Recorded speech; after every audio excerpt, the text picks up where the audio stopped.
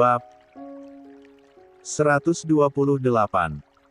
Tanya Fahri dengan wajah bahagia karena Riani pun menyadari jika suaminya memang tak mencintainya dan ia tersenyum ketika Riani menganggukkan kepalanya. Kamu memang anak yang baik, Neng. Kamu nggak pantas berada di samping pria egois berhati busuk seperti Andika yang tega mendorong kakak kandungnya sendiri dari lantai 2 sampai koma dan lumpuh demi cintanya yang salah. Air mata Riani menetes lagi ketika mendengar Fahri mengucapkan hal itu.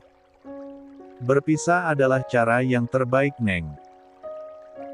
Ucap Fahri lagi dengan harapan agar Riani mau mempercayai kata-katanya. Namun baru saja Fahri mengembangkan harapannya tiba-tiba saja Riani menarik tangannya yang sedari tadi digenggam oleh Fahri. Tapi enggak, dengan kembali ke bapak sama mami lagi, Fahri terkesiap. Apa barusan dia tidak salah dengar? Apa? Kamu bilang apa barusan, Neng? Riani menghapus air mata yang ada di pipinya. Teringat di masa-masa awal pernikahannya dengan Andika yang masih mengingat Aprilia. Bahkan sampai detik ini Riani masih tak bisa menerima senyum Andika yang seringkali tercipta untuk kakak iparnya tersebut. Riani hembuskan nafasnya pelan sebelum bicara lagi. Jika suami Riani memanfaatkan Riani yang bodoh, terus apa bedanya sama kalian? Fahri membulatkan matanya. Kenapa kamu berpikiran kayak gitu, Neng? Sejak kapan kami memanfaatkan kebodohan kamu? Mungkin mami memang sifatnya keras dan apa adanya kalau bicara. Tapi kan kenyataannya kami sayang sama kamu. Riani tersenyum namun ada luka di balik senyumnya itu. Berhenti main-main sama kata sayang atuh ah. Beda artinya. Ada berjuta kata yang ingin diucapkan oleh Riani namun ia tak bisa merangkainya jadi sebuah kalimat kekecewaan yang akhirnya kata itu terhenti di kerongkongannya saja. Fahri menatap wajah Riani yang terlihat sayu itu. Kamu lebih nyaman berada di lingkungan orang kaya walaupun hidup bersama iblis ya. Riani diam sebentar sebelum menjawab kata-kata Fahri yang begitu menyakitkan tersebut. Berubah. Ucap Riani telak. Riani bangun dari duduknya. Neng, tolong jangan ikuti Riani. Fahri yang juga bangun dari duduknya lalu terdiam. Riani tak banyak bicara lagi. Lalu melangkah perlahan namun pasti meninggalkan minimarket tersebut. Sedangkan Fahri terduduk lagi di kursi itu. La tersenyum miris menertawakan kebodohannya. Wanita yang tak cintai ternyata lebih nyaman berada dengan keluarga barunya. Hancur sudah harapannya. Riani tak lagi peduli lagi bagaimana Andika berbuat seenaknya. Sementara Riani berjalan menjauhi minimarket tersebut. Seharusnya ia berbelok menuju arah dalam gerbang. Namun langkahnya terus berjalan lurus mengikuti kemana kakinya ingin melangkah pergi. Apa yang Fahri katakan tadi membuat Riani tak bisa membayangkan seperti apa kehidupan yang ia jalani sekarang. Memiliki ayah kandung yang lebih mencintai istri barunya. Riani tidak bodoh. Jelas dia merasakan adanya pilih kasih tersebut. Rasa cintanya pada Fahri lah yang menutup mata Riani selama ini. Hingga masih bisa bertahan dengan mereka. Namun saat Fahri mengatakan kapan dia akan berpisah dari Andika, Riani merasa Fahri berubah. Meski seharusnya Riani marah karena gelar Fahri dicabut oleh Andika. Andika. Terbayang semua kini apa yang dilakukan suaminya. Ketika Riani pertama kali melihat kemarahan suaminya. Gara-gara kamu gak angkat telepon dari Pak Andika, dia nyuruh si Agung sama si Dwi buat bakar warung kalian. Suami kamu pernah dipenjara atas kasus percobaan pembunuhan kakak kandungnya sendiri, Riani merinding. La melingkarkan tangan memeluk dirinya sendiri. Siapa suaminya sebenarnya? Sekejam itukah Andika Dilan Rohichan? Apakah yang dia ucapkan selama ini hanya kepura-puraan seperti yang Fahri bilang? Lalu Andika akan membuangnya setelah dia bosan. Gusti, lirih Riani dalam tangisnya. RIOR. Cindy dan Aprilia baru sampai ke rumah sekitar jam 4 sore. Langit yang mulai menggelap, perlahan mulai menurunkan tetes-tetes air hujan yang bertambah deras. Ditambah bunyi petir yang memekakkan telinga. Syukurlah kita buru-buru pulang ya Vi. Iya ma, kirain gak bakalan hujan. Soalnya panas banget kan tadi siang. Ucap Aprilia sambil melap wajah dan tangan Azam dengan tisu basah ketika putranya tersebut memakan biskuitnya berantakan. Sembari menaruh barang belanjaan mereka yang sempat mampir di minimarket depan tadi.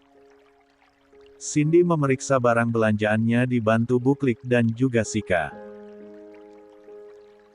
La memeriksa susu khusus untuk ibu hamil lalu tersenyum. Ini untuk Riani nih yang rasa coklat. Dia pasti suka. Ucap Cindy bangga yang dibalas oleh anggukan Aprilia. Tadi mereka memilih varian susu hamil dulu. Jika Aprilia suka yang vanila, maka Cindy membelikan stok susu coklat yang banyak juga untuk Riani dan Stella. Riani, Riani. Panggil Cindy. Minta tolong panggil Riani ya Sika. Sika dan Buklik lalu berpandangan. Anu Buk. Mbak Rianinya belum pulang. Jawab Buklik. Belum pulang. Dari mana?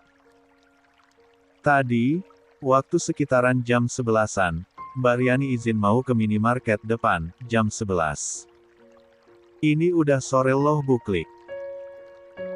Tanya Cindy penuh dengan kekhawatiran. Lia Buk. Saya juga nunggu ini.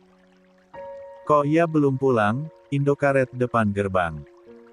Tanya Aprilia yang diangguki oleh Buklik dan Sika. Kita barusan dari sana dan gak ada Riani. Buklik terperanjat mendengar jawaban dari Aprilia. Iya toh mbak. Tetet. Iya. Duh. Kemana mbak Riani ya? Kini Buklik dan Sika panik setengah mati mendengar Riani yang tak ada. Kok bisa Riani pergi ke Indomaret sendirian? Dia kan gak tahu jalan Buklik. Kok bisa biarin dia pergi? Cindy mulai menaikkan nada bicaranya. Entah kenapa hatinya bagai mencelos terasa ada yang menggores. Kekhawatiran yang berlebih akan Riani membuatnya kini membayangkan hal yang buruk. Maaf Buk, tadi, Mbak Riani bilang kalau mau bertemu sama kakaknya. Tak kira kalau Mbak Riani ya ketemu sama keluarganya. Jawab Buklik dengan nada bergetar yang langsung saja membuat Cindy dan Aprilia terkejut bukan main. Aprilia. Aku ke depan dulu ma. Ucap Aprilia sambil memberikan azam pada Cindy. Mama ikut. Perasaan mam kok gak enak Vi. Tenang ma, doain aja gak ada apa-apa. Aku mau cari Riani. Sika kamu ikut saya. Baik Bu. Sika lalu berlari mengikuti Aprilia yang berjalan cepat menuju garasi dan mencari mobil miliknya yang memang masih ada di rumah ini lalu menyetir sendiri untuk menuju minimarket yang dimaksud. Sampai di minimarket, ia dan Sika lalu turun dan mencari Riani ke dalam. Namun tak ada. Karena tadi saat membeli susu pun memang tak ada Riani. Keduanya keluar lagi. Sika berlari mengambil payung yang ada di dalam mobil lalu memberikannya pada sang nyonya dan keduanya berjalan. Menyusuri jalanan samping Indokaret mencari Riani. Andika melihat jam yang ada di ponselnya dan tak terasa waktu untuk pulang pun sudah tiba. Ia bergegas merapikan mejanya. Ya, meski menjadi salah satu orang terpenting di perusahaan ini, namun Andika tetap mengikuti aturan dengan pulang tepat pada waktunya. Sama dengan karyawan yang lain. Apalagi pada saat membaca pesan dari Riani tadi siang. Kalau pulang nanti, kalau abang gak keberatan, beliin seblak ceker lagi ya bang. Andika terkekeh membaca kembali pesan tersebut seolah Riani yang bicara. Apa sih yang enggak buat kamu sayang? Jangankan cuma seblak. Pasar malamnya dijual juga abang beli kalau kamu mau. Ucapnya sambil mencium layar ponselnya. Iya, Andika kan memang sudah tidak waras semenjak menikah dengan Riani.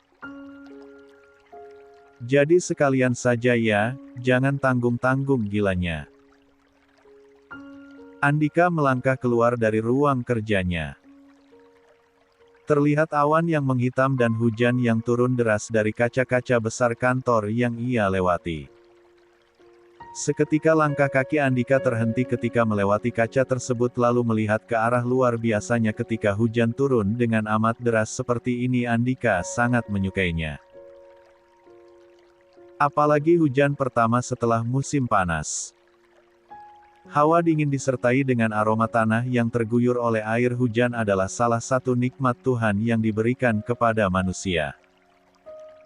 Namun entah mengapa hati Andika tiba-tiba saja merasa tak enak seolah mendung yang terlihat itu adalah hati yang sedang terluka dan hujan yang menetes itu adalah air mata. Andika menggelengkan kepalanya apa yang barusan saja dia pikirkan. Segera saja dia menjauhi kaca besar tersebut dan melanjutkan perjalanan menuju ruang bawah untuk mengambil mobilnya. Tapi baru saja dia berjalan beberapa langkah ponselnya berdering dan Andika dengan cepat berhenti untuk melihat siapa yang menelpon. Mama. Segera saja Abra menjawab panggilan tersebut dengan senyumannya. Halo sayang, ada apa? Senyum bahagia Andika perlahan memudar ketika mendengar apa yang diucapkan oleh Cindy barusan di seberang sana. Apa? Mama jangan bercanda. Lagi-lagi Cindy menjelaskan kalau Riani belum kembali semenjak pergi dari siang tadi sampai hari menjelang sore. Sekarang segera saja Andika berlari menuju lantai bawah untuk kemudian ke basement dan mengambil mobilnya dan segera mengendarai sendiri menuju rumah membelah hujan. Andika. Kenapa dia buru-buru begitu? Tanya Bayu pada Alex yang berada di depan kantor karena hujan. Mereka sedang menunggu petugas palet kantor mengambil mobil mereka. Kurang tahu opa. Jawab Alex. Boril yang baru saja mendapatkan telepon dari Aprilia lalu menghampiri ayah dan juga menantunya tersebut. Andika udah pulang? Tanya Boril. Tuh. Barusan aja mobilnya lewat. Ada apa sih Ril? Riani hilang pa. Belum kembali sejak siang pergi ke minimarket. Bayu dan Alex terkejut mendengarnya. Kok bisa Ril? Ya. Aku juga kurang jelas infonya. Sinyalnya jelek banget waktu Ayu nelpon tadi. Kita pulang sekarang. Lex, telepon petugas paletnya biar cepat ambil mobilnya. Baik opa. Bak orang kesetanan, Andika memacu dengan cepat mobilnya. Sambil earphone tetap terpasang di telinga. Menelepon Cindy yang memberi tahu setiap kabar dari rumah. Sampai saat ini belum kembali. Dari siang. Mama sama Aprilia sudah cari di sekitaran kompleks dari depan sampai ke belakang. Tapi gak ada, pergi bersama kakaknya. Begitulah informasi yang didapat Andika dari Cindy. Sialan. Sialan. Sialan. Umpat Andika berkali-kali sambil memukuli setir mobilnya. Dalam hujan yang begitu deras, Andika mengedarkan pandangannya. Berharap menemukan sosok bidadari bule yang begitu ia cintai melebihi nyawanya sendiri. Kenapa kamu pergi sama si pecundang itu? Kenapa? BRUGGGG hahaha. Teriak Andika bersamaan dengan suara benturan keras saat telah menabrakkan mobilnya ke pembatas jalan. Beruntung hanya bagian depannya saja yang rusak. Andika menetralkan nafasnya. Ia mengepalkan erat. Tangannya pada bantalan setia mulai berpikir. Fahri. Jadi Riani pergi bersama Fahri. Andika semakin mengeratkan pegangan tangannya pada bantalan setir hingga buku kukunya memutih, pandangannya nyalang ke depan seolah melihat Fahri ada di depannya. Ternyata dia punya nyali. Kenapa dulu cuma gelarnya yang dicabut? Seharusnya, nyawanya juga. Ucap Andika geram. Hingga otot-otot menonjol di sekitaran leher dan tangannya. Ia membanting setir dan membelokkan mobilnya tanpa melihat kanan kiri hingga akibatnya motor yang melintas di belakangnya pun terpental jauh dan menabrak pedagang telur gulung yang sedang meneduh. Meski tak ada yang terluka namun dipastikan Andika mendapat ribuan umpatan karena ia melajukan mobilnya kencang tak berniat menolong mereka. Aur. Fahri tak kembali ke kantor setelah gagal membujuk Riani untuk pulang bersama. Merasa tak punya harapan lagi untuk membujuk Riani yang sepertinya sudah nyaman bersama dengan keluarga barunya. Meskipun memiliki suami seperti iblis. Fahri menyerah. Tak masukkan barang-barangnya ke koper dan berniat pergi saja meninggalkan Jakarta untuk kembali ke Pangalengan. Menjadi buruh lebih baik daripada hati terus terluka melihat kebahagiaan Riani. BRAKKKKINN. Fahri terkejut ketika melihat pintu kosannya terbuka paksa akibat ditendang oleh seseorang dan Fahri lebih terkejut lagi melihat siapa yang melakukannya. Andika sudah berdiri di ambang pintu dengan tangan terkepal, mata merah dan setiap inci dari seluruh tubuhnya menunjukkan kalaulah sedang terbakar amarah. Andika berjalan 2 langkah hingga berdiri di depan Fahri. Mana Riani? Tanya Andika dengan suaranya yang berat. Fahri mengerutkan keningnya. Riani. Dia gak ada di sini. Dan satu tendangan pun melayang ke wajah Fahri yang langsung tersungkur menabrak meja kecil kamar. Kosnya. Andika menarik rambut Fahri hingga pria itu tertarik tubuhnya ke belakang. Bangun sialan. Tubuh Fahri dilemparnya lagi hingga mengenai tembok. Fahri terhuyung. Tapi masih bisa berdiri di atas kakinya. Ia menangkis serangan dari tangan Andika. Mana Riani? Fahri mendorong Andika. Riani tidak di sini. Jawab Fahri. Dia pergi sama lo. Sekarang di mana Riani lo sembunyiin? Sambil memegangi dadanya yang sakit, Fahri melihat Andika yang kini mencari Riani kamar kosan. Riani. Riani. Tak ada Riani di sana. Andika pun ke bagian belakang tepatnya di kamar mandi dan kosong. Ia lalu kembali ke Fahri. Mana Riani? Dia enggak sama saya. Dia pulang setelah kami bertemu. Ucap Fahri yang kini hatinya diliputi perasaan bersalah. Jika benar Riani pergi, apakah karena dirinya? Apakah karena kata-katanya? Amarah Andika tak terkendali ketika mendengar jika Riani bertemu dengan Fahri. Ia tak bisa menerima kalau Riani diam-diam menemui laki-laki lain di belakangnya. Di mana Riani? Tanya Andika lagi dengan geram.